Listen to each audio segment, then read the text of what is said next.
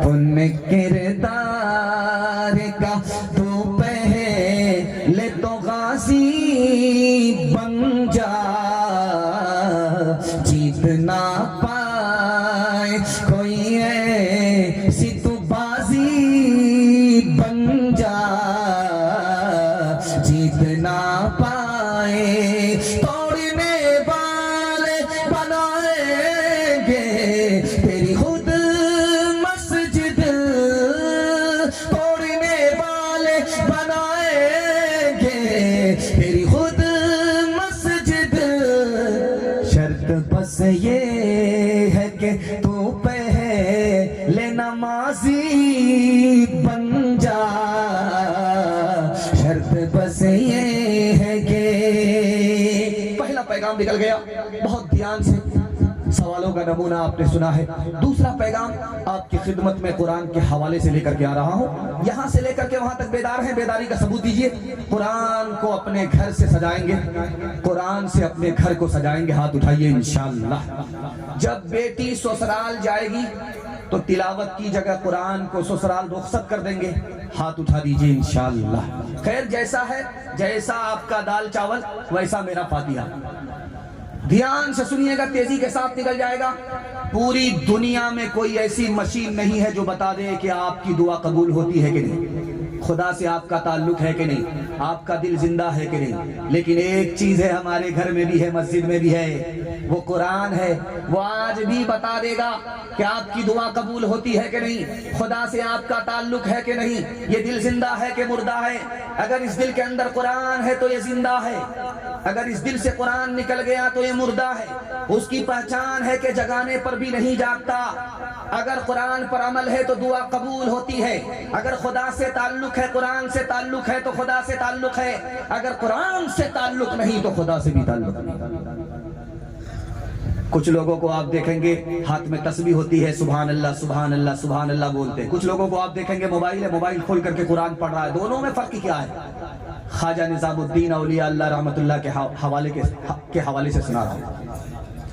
تسبیح میں جو سبحان اللہ بولتا ہے وہ جلدی خدا کے پاس پہنچ جاتا ہے، اور گارنٹی نہیں ہے کہ خدا تک پہنچا ہی رہے، صبح ہوتی ہے جدا بھی ہو جاتا ہے۔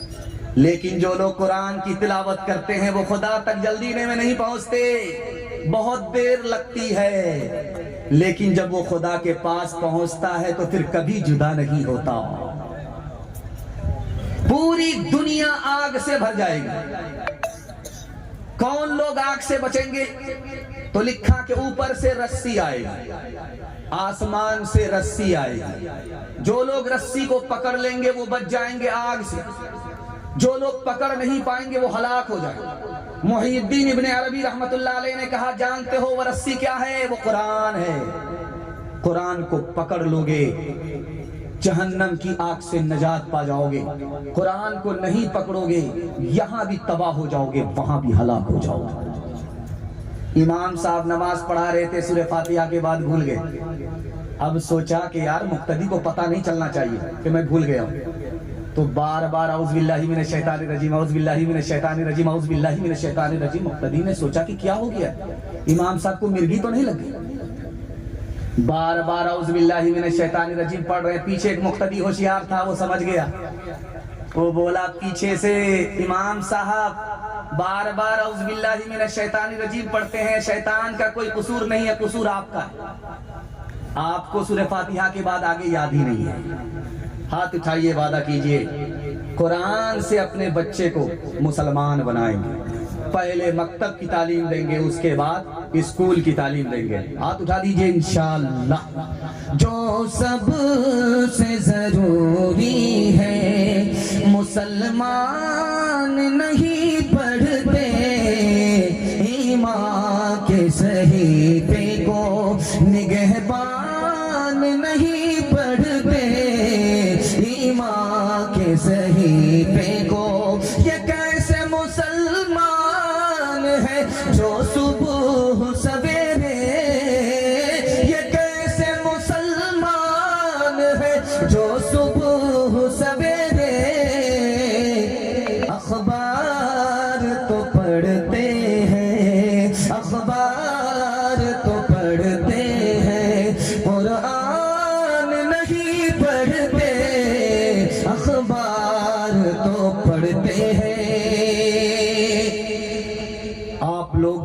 سے مجھ کو دیکھ رہے اور مجھے ڈر ہو گیا ہے کہ کہیں آپ کی نظر نہ لگ جائے، لیکن میں بھی چالاک آدمی ہوں، کالا سوتر پہن کر کے آیا، آپ نظر لگاتے رہیے، میں کاٹتا رہتا۔ دھیان سے سنیے گا، تیسرا پیغام بچوں کی تعلیم کے حوالے سے آپ کی خدمت پر رکھنے کے لیے جا رہا ہوں۔ یہ جو کرسی ہے جلسے میں، یہ پہلی بار اتنی مختصر کرسی ملی ہے۔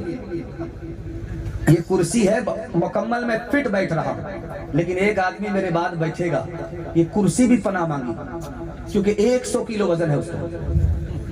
خیر اللہ کا شکر ہے، ایمان سے وزن اس کے اللہ بڑھاتا رہے، اضافہ کرتا رہے۔ بہت مختصر میں یہ کرسی ہے، اس کا جھگڑا برابر رہتا ہے، لیکن اس کے حوالے سے ایک پیغام آپ کو دے دیتا ہوں، طبیعت سے آپ سن رہے ہیں، اللہ دل تک اس پیغام کو پہنچا دے۔